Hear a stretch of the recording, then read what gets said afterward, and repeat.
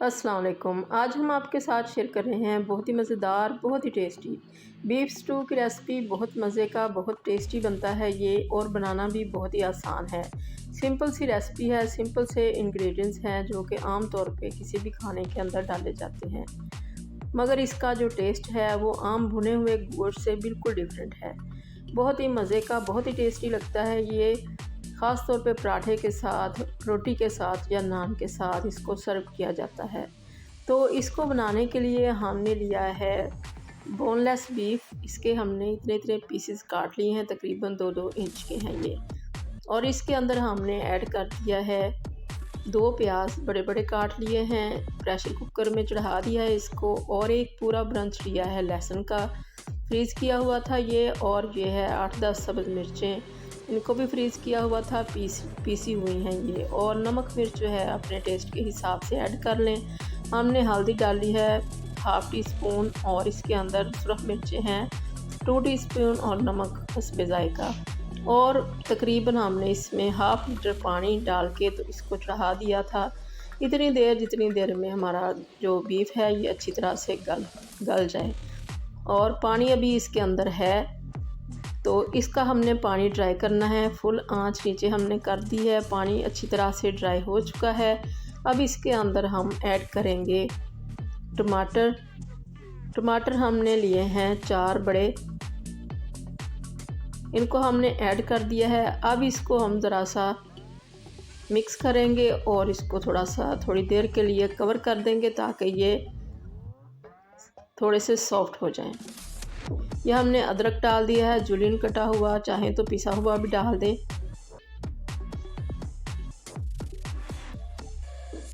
अदरक हमने 1 tablespoon add किया है। अब ये थोड़ी देर के बाद सॉफ्ट हो चुके हैं टमाटर।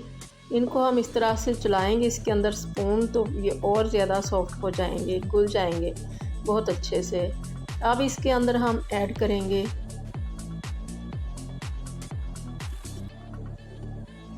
घी, हमने ऐड किया है। आप चाहें तो ऑयल भी इस्तेमाल कर सकते हैं।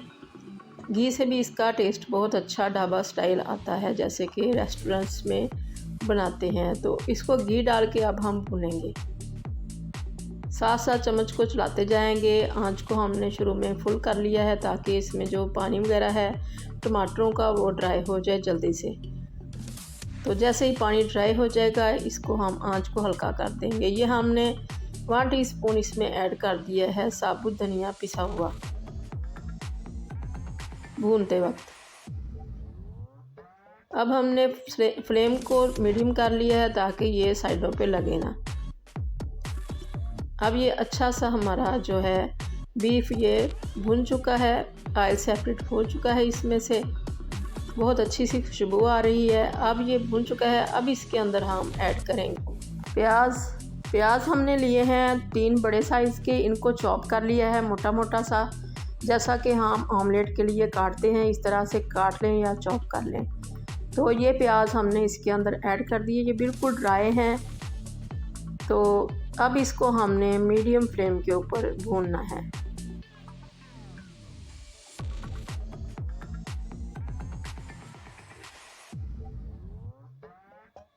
तकरीबन 2 से 3 मिनट के लिए इसको हम भूनेंगे, क्योंकि इसमें जो प्याज में स्मेल होती है वो ख़त्म हो जाएगी। उतनी देर तक हम इसको भूनेंगे।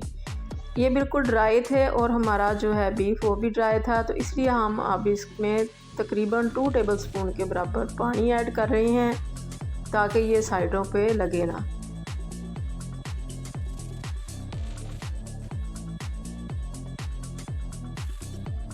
और अच्छा सा ये भून जाए।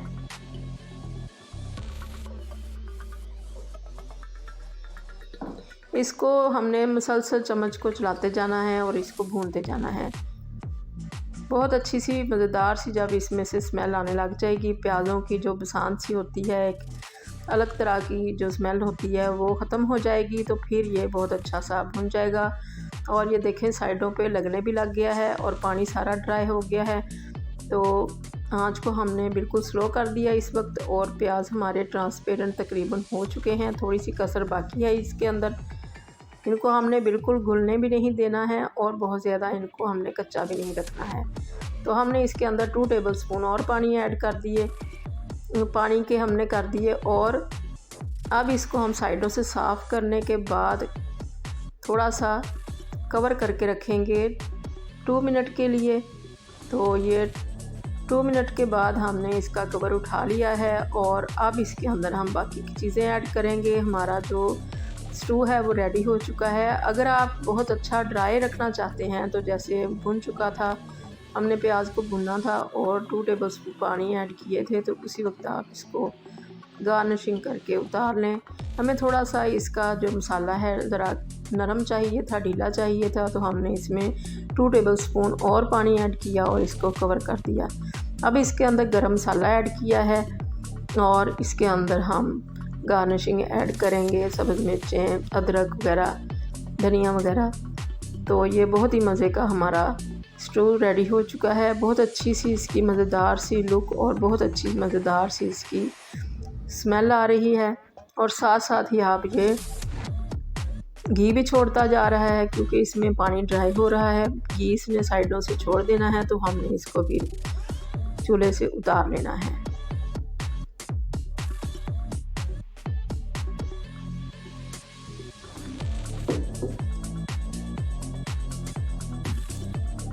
काफ़ी सारा धनिया हमने इसके ऊपर ऐड कर दिया है, जो कि बहुत ही अच्छा लगता है, स्मेल भी बड़ी अच्छी आती है।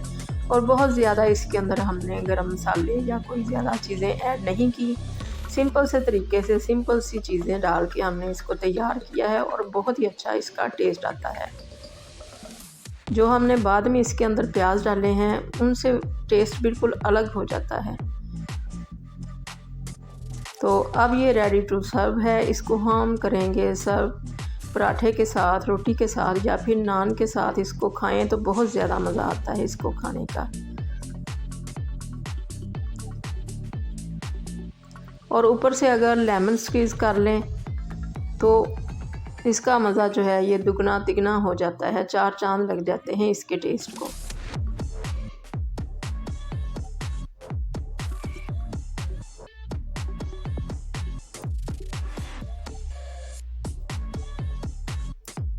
तो अल्लाह करे आपको ये रेसिपी बहुत ज़्यादा पसंद आए और आपकी बहुत अच्छी बने।